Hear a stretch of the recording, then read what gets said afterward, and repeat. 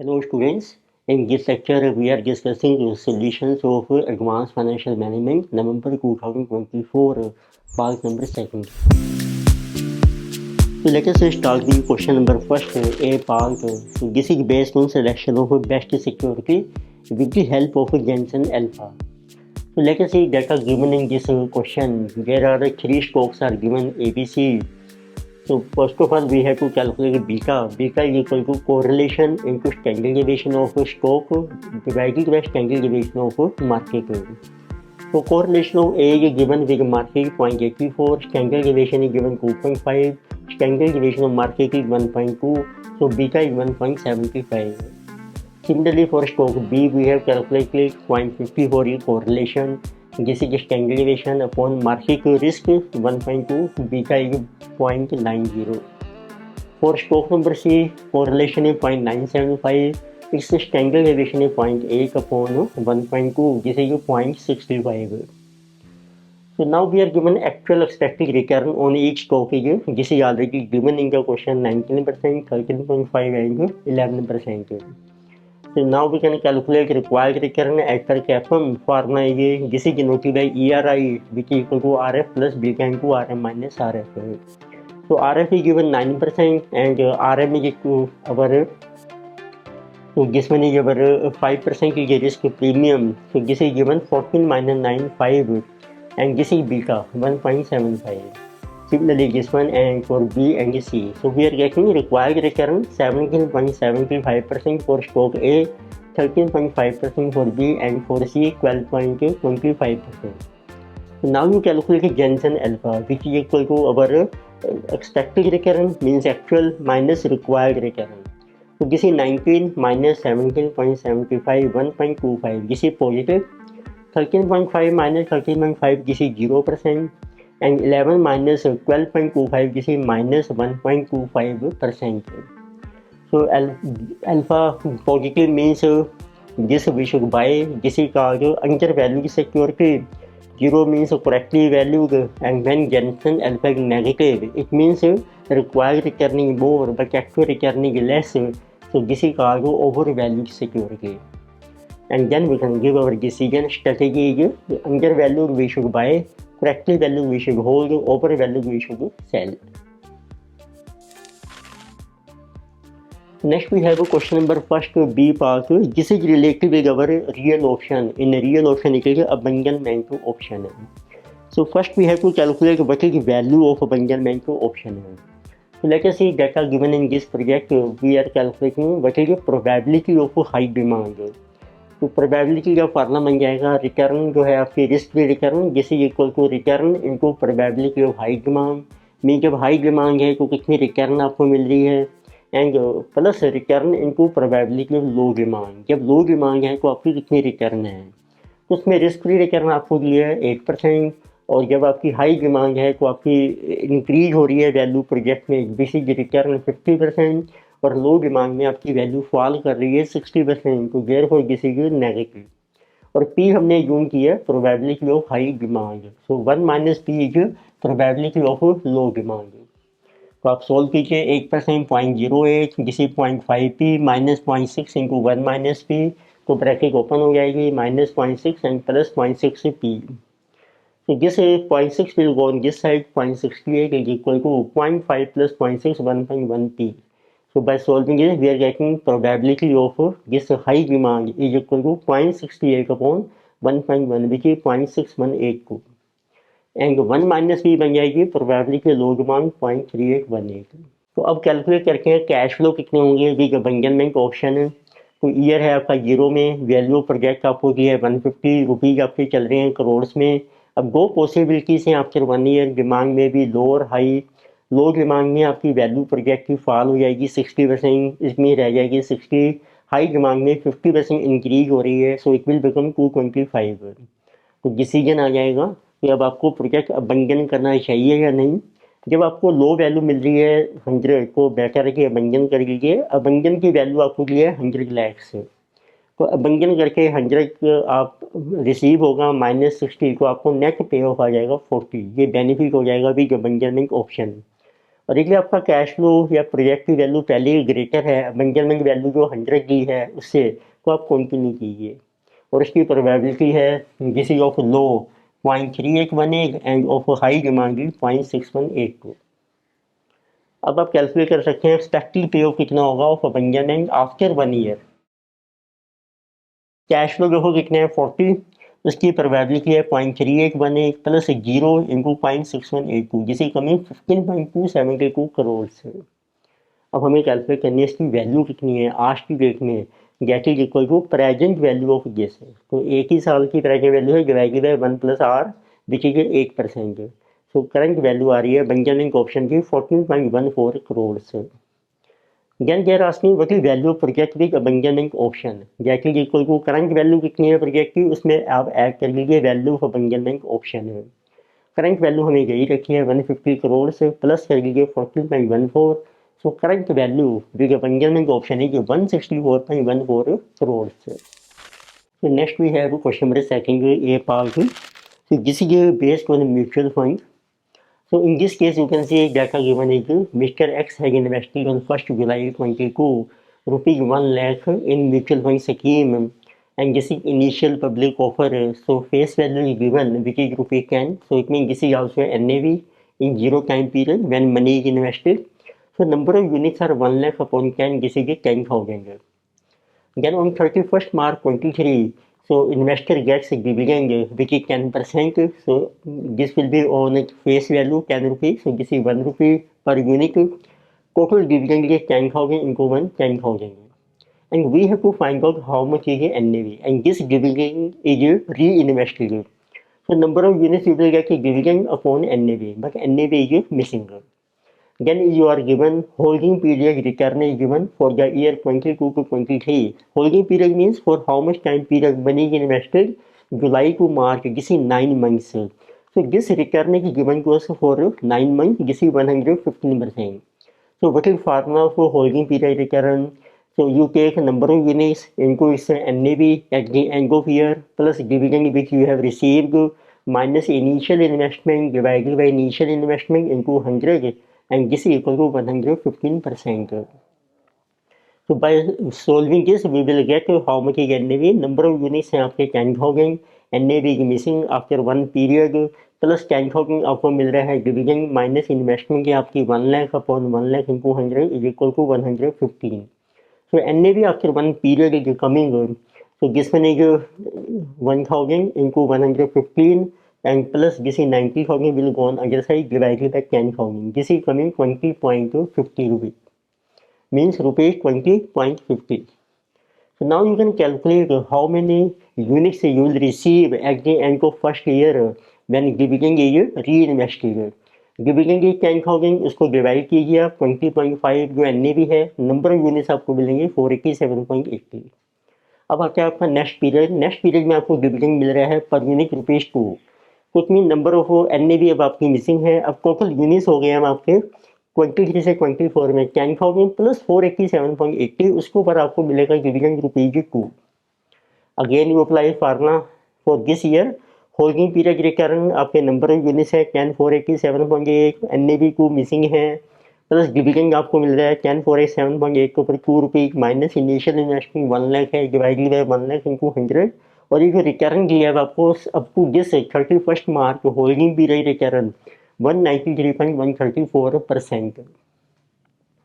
तो cross multiply कीजिए और सोल्व कीजिए। So by solving this we are getting NAV in second year 25.95. This is as on 31st March 2024.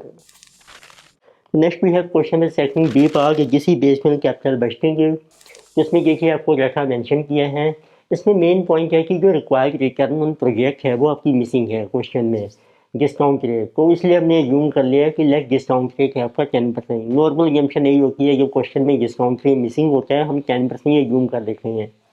फिर अब आपको फाइंड आउट करना है how much is initial investment in plant, ये आपकी मिसिंग है, ये आपको फाइंड आउट करनी है। तो ये हमने जूम किया लेफ्ट इन्वेस्टमेंट के लिए ₹1 लाख। तो आप एक्स भी यूज कर सकते हैं, but X is similar to multiplication sign, so therefore I have taken A. अब आप कैलकुलेट कीजिए, आपको NPV कैलकुलेट करनी है। कैलकुलेशन ऑपरेटिंग कैश फ्लो रुपये की लैक्स में चल रहे हैं। सेल्स आपको दी हैं 100, 20 इंक्रीज हो रही हैं। उसके ऊपर ऑपरेटिंग एक्सपेंसेस है हमारे 40% को सेल बैलेंस आ जाएगा earning before depreciation and tax. इसमें से टैक्स माइनस कर दिया है हमने।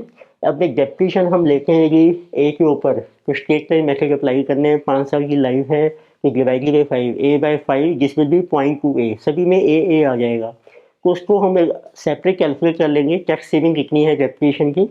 ये हमारे करने हैं ऑपरेटिंग जो प्रॉफिट बिफोर डेप्रिसिएशन उसको बनाया मैंने आफ्टर टैक्स किसी earnings before depreciation but after tax EBDA की।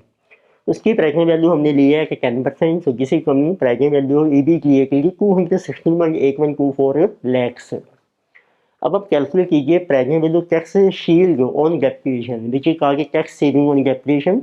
डेप्रिसिएशन है देखो आपकी 8.5, उसके ऊपर टैक्स सेविंग मिलेगी 0.3 30%, और ये हर साल सेम रहेगी। तो ये बन गई एनपी, उसको मल्टीप्लाई किया हमने, एनपी फैक्टर है 3.791 at a 10% for 5 year. So this present value coming 0.22746 A. अब अप्लाई कीजिए formula of NPV, present value of operating cash flow plus present value of tax saving on depreciation minus initial investment A is equal to NPV should be 0। तो इसको solve कर सकते हैं। तो इसकी value बन गई आपकी 0.77254 ए इज इक्वल टू 216.8124। तो इनिशियल इन्वेस्टमेंट आपकी जो हमने ए यूम की है किसी कमिंग 280.65 lakhs। तो नेक्स्ट भी है क्वेश्चन नंबर 12 ए पार्ट। सो किसी की based on interest rate risk copy की जबर फॉरवर्ड रेट एग्रीमेंट। इसमें आपको मेंशन किया है present time period rate of interest की 8% and X limited wants to borrow ₹100 crores for 3 months but after 6 months it means FRA will be from 6 to 9 and FRA rate is agreed 8.20% per annum. So in case of FRA, what happens if actual rate of interest is high, then you will get a refund from bank. If actual rate of interest is low, then we have to pay refund to bank. तो first case में है आपको how much receive from banker किसी given. अब आपको find out करना है कि actual rate of interest in the market वो हमने यूम कर लिया है R%। तो यदि आपका एक्चुअल रेट ग्रेटर है FRA से तो उस केस में आपको बैंक से रिसीव होगा। तो आपका फार्मूला है रिसीव का actual rate minus FRA rate 8.2% बन गया 0.082 इनको amount of loan time period है 3 months का आपका, उसकी निकालेंगे हम प्रेजेंट वैल्यू। तो बैंक जो आपको रिफंड करके है रिफंड वो करके है एडवांस में। आपको एक्चुअल पेमेंट करनी है 9 months के बाद, पर आपको जब FRA स्टार्ट होगा 6 months के बाद उस टाइम आपको रिफंड मिल जाएगा। उसकी प्रेजेंट वैल्यू कैलकुलेट करेंगे 3 months के लिए। तो डिवाइड कर दिया हमने 1+R for 3 months and this is given to us. जो आपको नेट रिसीव हो रही है 972.52। बस अब आप इसको सोल्व कीजिए, उससे R की वैल्यू कैलकुलेट हो जाएगी। तो 3/12 इंटू 100 करोड़ बन गया 25 crore into R minus 25 crore into 0.082 is equal to this into 1 and plus this into this is 0.25 R। तो मल्टीप्लाई करके आ जाएगा दिस में। तो इस R को इधर ट्रांसफर कर लीजिए। तो this is coming 24 97 55 261.87 R is equal to 978 plus 205 which is this one 214,78,952.52। तो सोल्व करके आ रहा होगा 0.086 इंटू 100 कर लीजिए। It means rate of interest की 8.6% which is more than FRA। तो इसलिए आपको रिफंड मिल रहा है 0.4% फॉर 3 months। तो सेकंड केस में आपको मेंशन किया है कि अब जो एक्स लिमिटेड है अब उसने पेमेंट की है बैंकर को। इट मीन्स अब जो एक्चुअल रेट है मार्केट में वो आपका फॉल कर गया है FRA से। तो अब आपको पेमेंट करनी है। तो आपका फार्मूला बन जाएगा पेमेंट का FRA माइनस जो एक्चुअल रेट है मार्केट में इनको 100 करोड़ से 3 months के लिए, और उसकी भी प्रेजेंट वैल्यू आएगी जो रेट होगा आपका मार्केट में उसके बेस पर एंड किसी की इक्वल टू 980,872.98। तो सोल्व कीजिए, ये 25 करोड़ बन जाएगा इनको 0.082 205 लाख है माइनस 25 करोड़ इनको R is equal to 980 into ये 1 से प्लस मल्टीप्लाई हो रहा है plus can this is multiply by 0.25 R। तो R को हमने कंबाइन कर दिया 2500 plus this month it is total this R 2502 and this is 205 lakh and minus 980 ये रह जाएगा 195 लाख 19,127। तो आर की वैल्यू आ जाएगी आपकी 0.078 इनको 100 कर लीजिए, so extra rate of interest है आपका 7.8%। तो आप देख लीजिए अब ये जो आपका है ये फॉल कर गया, तो देयर फॉर कंपनी है to refund to bank. Next we have question number 30B, तो ये उससे रिलेटेड है आपका inter bank deal in forex transaction है। तो इसमें आपको दो अकाउंट्स ओपन करनी है, एक हमने बनाना है नोस्ट्रो अकाउंट कैश पोजीशन जो शो करता है, और एक आपको बनाना है फॉरवर्ड एक्सचेंज पोजीशन अकाउंट। तो कैश पोजीशन में देखिए ओपनिंग बैलेंस आपको दे रखा है, जिसे कि 80,000 है आपके पास, जिसे कि एंड फिर आपकी की सेल हो रही है, रिमिटेंस आपने की है 42,500, वो डेबिट हो जाएगी, तो क्लोजिंग बैलेंस रहेगा 37,500। तो इट मीन्स ओपनिंग बैलेंस बन गया इसका ब्रोक डाउन 37,500 क्रेडिट साइड में। But they're saying that what action should be taken by the company and if you want to keep credit balance of 10,000, अब आपने balance रखना है 10,000, तो उसमें 27,500 जो पाउंड्स हैं आपके उसको सेल कर दीजिए एज ए स्पोर्ट, सो करके बैलेंस आपका रह जाएगा 10,000। अब बनाना है आपको फॉरवर्ड एक्सचेंज पोजीशन अकाउंट, तो उसमें परचेज सेल है आपके पास, ओपनिंग बैलेंस ओवर बोथ है 50,000, फिर जीटी परचेज किया आपने, बिल परचेज किया है, फिर सेल की आपने फॉरवर्ड टीटी में, फॉरवर्ड परचेज आपकी कैंसिल हो गई है, क्रेडिट साइड में आ जाएगी। एक टीटी की रिमिटेंस है 42,500 विच इज दिस मंथ। जब आप कैश ट्रांसफ़र करके हैं फॉरवर्ड कॉन्ट्रैक्ट समझो आपका सेटल हो रहा है उससे, तो फॉरवर्ड में भी आएगी ये। एक ड्राफ्ट आपने इशू किया तो वो कैंसिल हो गया है, तो इट मीन्स ये वापस आ गई करेंसी आपकी परचेज में। अब आपका बैलेंस आ रहा है 52,500, परचेज ये जो more, it means over both position आ रही है आपकी 52,500 की, जिसे जो balance broke down over both है। पर अब आपने आप देखो कैश में 27,500 सेल भी कर लिया है, तो वो आपकी ओवर बोथ पोजीशन को रिड्यूस करके अगर लेस कर दो, बैलेंस रहेगी आपकी 25,000।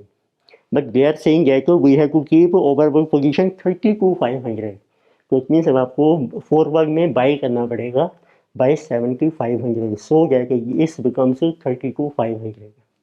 तो आपका ओवरऑल आंसर है 27,500 आपको सेल करने हैं, 7,500 आपको बाई करने हैं टू फॉरवर्ड रेट।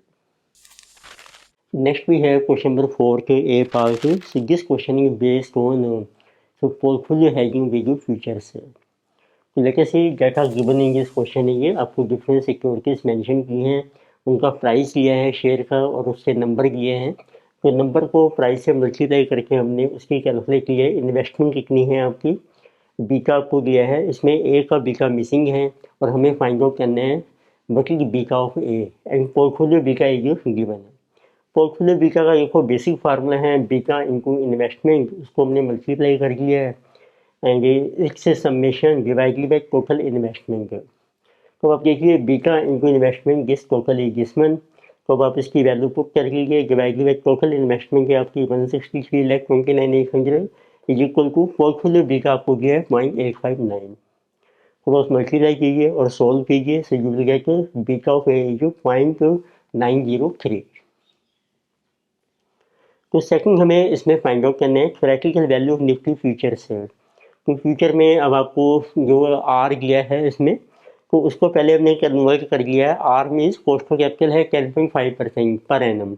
इसमें दो पॉसिबिलिटीज़ हैं कि या तो आप यूँ कीजिए कि वो हमारी पर एनम है, नो तो कॉन्टीन्यूसली कंपाउंडेड, तो उस केस में पहले आपको कैलकुलेट करना पड़ेगा continuous compounded rate of return. उसका फार्मूला है नेचुरल लॉग ऑफ 1.105 और इसकी वैल्यू आपको क्वेश्चन में ऑलरेडी दी है, जिसे ये 0.0998 इट मीन 9.98%। फिर आपको फेब्रुअरी कॉन्ट्रैक्ट के लिए फ्यूचर का प्राइस कैलकुलेट करना है, एक्सपेक्टेड प्राइस, तो उसके लिए टाइम पीरियड देखिए कितने हैं। तो जनवरी के रह गए आपके 30 डेज, फेब्रुअरी के 28, टोटल है 58 डेज, तो टाइम पीरियड का फ्रैक्शन बन जाएगा डिवाइडेड बाई 365 0.1589। इट मीन्स अब आप फार्मूला अप्लाई कर सकते हैं, फ्यूचर का प्राइस का फार्मूला है spot price into E raise to power R into P. Spot price आपको दिया है 6500, ई की पावर है आर है आपका 0.0998, टाइम पीरियड है 0.1589 एंड दिस टोटल वैल्यू है जो 0.01585 है और इसकी वैल्यू आपको दी है क्वेश्चन में 1.01598। So we are getting expected future price 6603.87 है। और सेकंड पॉसिबिलिटी है, यदि आप एज्यूम करते हैं कि जो 10.5% per annum cost to capital है वो पहले से ही continuously compounding rate of interest है, तो उस केस में एफ का फार्मूला मिल जाएगा 6500 इंटू ई की पावर 10.5% 0.105 इंटू टाइम पीरियड है 0.1589। तो इनको मल्टीप्लाई करके आ रहा है 0.0166 से। इसकी वैल्यू भी आपको क्वेश्चन में दी है, तो उसके बेसिस स्लाइड आपका आंसर चेंज हो जाएगा, जिससे 6609.33। तो वैसे बेटर अप्रोच यही है 6603.87, बिकॉज ये नेचुरल लॉग आपको दिया है ऑफ 10.5%, तो जिसके थ्रू हम इसको कंटिन्यूसली कंपाउंडिंग रेट पे कन्वर्ट कर सकते हैं। तो this is better approach, so I have applied this approach. So number third, they are asking what are number of Nifty futures contract to be sold for perfect hedging। तो उसका formula होता है कि number of contracts निकालने के लिए value portfolio कितनी है और उसका बीटा कितना है divided by value of one future. अब value one future I am considering 6603.87 which is better approach, और you can use this one also 6609.33। तो अब देखिए पोर्टफोलियो की वैल्यू है 163,29,800, पोर्टफोलियो बी का है 0.859, तो ये परफेक्ट है जिसको पोर्टफोलियो बन जाएगा डिवाइडेड बाय फ्यूचर की वैल्यू है 6603.87 और इसका मल्टीप्लाई लोड साइज है 200। तो किसी कमिंग 10.62 कॉन्ट्रैक्ट्स आपको एंटर करने हैं, पर वो कॉन्ट्रैक्ट होते हैं आपके राउंडिंग फिगर में, तो आंसर है कि 11 contracts we have to enter. तो ये आपने सेल करने हैं, एक में दी जा रहा है शॉर्ट कॉन्ट्रैक्ट, तो आपको एंटर करना है शॉर्ट फ्यूचर्स में फॉर परफेक्ट है। तो fourth clear asking new portfolio B का, जब आप न्यू पोर्टफोलियो बी का है, जब आप इसमें कुछ फ्यूचर्स में एंटर कर रहे हैं और वो हमें दिए 4 फ्यूचर कॉन्ट्रैक्ट्स, तो आपका इनको फार्मूला बन जाएगा प्रेजेंट वैल्यू पोर्टफोलियो इनको बी का माइनस, अब ये बी का जो पोर्टफोलियो है वो हमारी इन्वेस्टमेंट है पॉजिटिव है, जो फ्यूचर्स आपने सेल किए हैं तो वो इनफ्लो बन जाएगा नेगेटिव बन जाएगा, तो इसलिए हमने माइनस करना है value of future sold divided by our value of portfolio. Portfolio की वैल्यू है 163,29,800, इसका बीटा है 0.859 माइनस 4 फ्यूचर आपने सेल किए हैं, प्राइस है 6603.87, इसका लॉट साइज है 200। डिवाइड कर दीजिए पोर्टफोलियो की वैल्यू से, तो आपका नया बीटा आ रहा है 0.5355। तो नेक्स्ट भी है क्वेश्चन नंबर 4 के B part. So this question is based on economic value added। So basic formula of economic value added is NOPAT minus capital into cost of capital। So first we are calculating cost of capital। For this purpose cost of debt is rate of interest into 1 minus tax rate, this is coming 7%। K we are applying CAPM model, risk free rate plus beta is given, market risk premium is given 10, so this is coming 17%। Then we have to calculate the weighted average cost of capital which is called KO, this is KG into WB plus K into weight of equity। तो आप cost of date है 7, date से multiply कीजिए plus cost of equity 17%, इसको equity से multiply किया divide किया total capital, जिससे वेट बन जाएगा जिसे कमिंग 13.8%। अब आप फार्मूला अप्लाई कीजिए, ईवी आपको दिया है 31,10,000, नोपैट आपका मिसिंग है, कैपिटल है 250 लैक्स, जिसे जो इनको 13.8%। So we are getting the PAT is equal to 31,10,000 plus 34,50, जिसे 65,60,000 है। अब आप कैलकुलेट कर सकते हैं पैक, पैक का बेसिक फार्मूला है इबिट, उसमें से इंटरेस्ट माइनस हो जाएगा डेट का, उसको बना लीजिए आफ्टर टैक्स से। देखिए ब्रैकेट ओपन करके हैं, इबिट आफ्टर टैक्स बन जाएगी माइनस आई रह जाएगा after tax. EBIT after tax है आपका नोपैट, तो इसमें नोपैट ऑलरेडी है आपके पास 6560 माइनस कर दो, डेट का इंटरेस्ट 80 लाख से ऊपर 10% इंटरेस्ट है हमारा 1 लाख, उसको बनाया आफ्टर टैक्स हमने 516, सो बैलेंस की पैक इज 60 लाख रुपीज। तो नेक्स्ट भी है क्वेश्चन नंबर 4 के सी पार्ट, जिसी बेस्ड ऑन स्वैप डील। तो इसमें देखो आपको मेंशन किया है 5 डेज हैं आपके पास फॉर 1 वीक में, जो वर्किंग डेज हैं, तो आपको Tuesday Wednesday Thursday Friday Saturday Sunday combine करके हमने फिर नेक्स्ट मंडे तक आपने सेटलमेंट करनी है।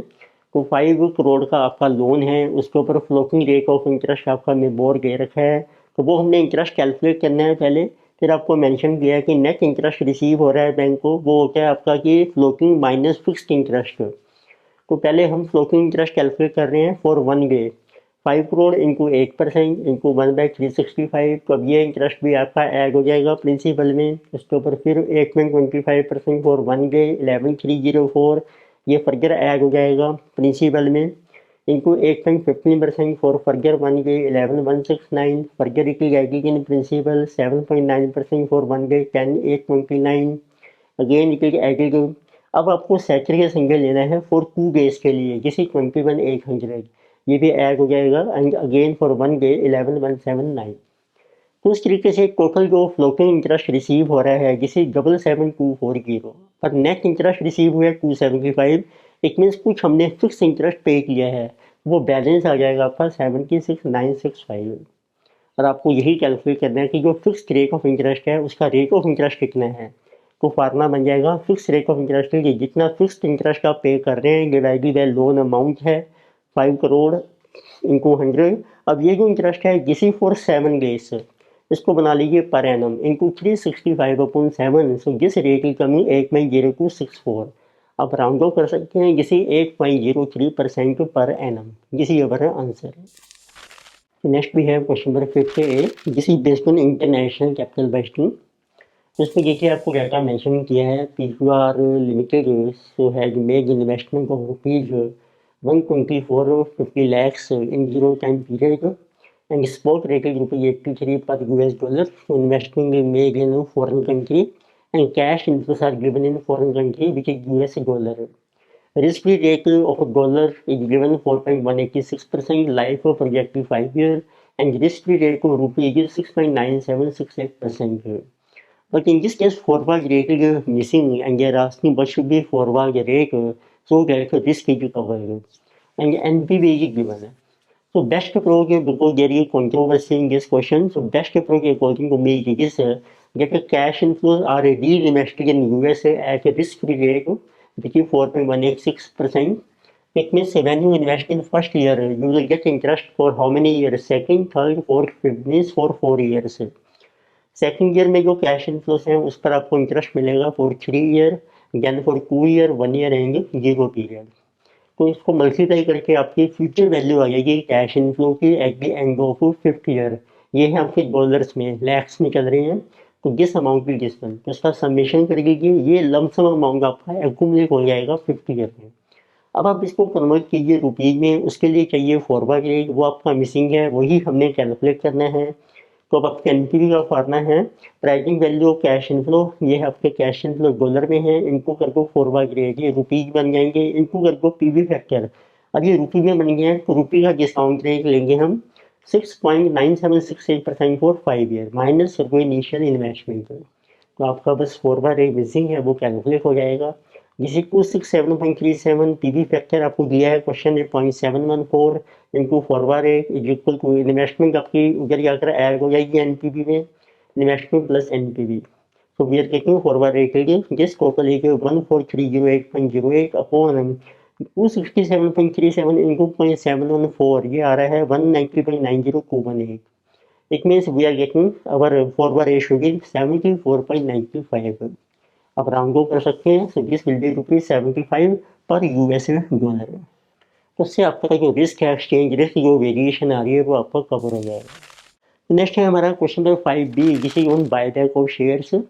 उसमें आपको मेंशन किया है कंपनी ने बायबैक करना है और उसके लिए अमाउंट को बायबैक है 200 लाख का 30% हम यूटिलाइज करेंगे टू पे कैश, जिसे 60 lakh and number of shares हैं आपके एंड नोट ये हैं 15 लाख और करंट टीपीएस है आपकी ₹3।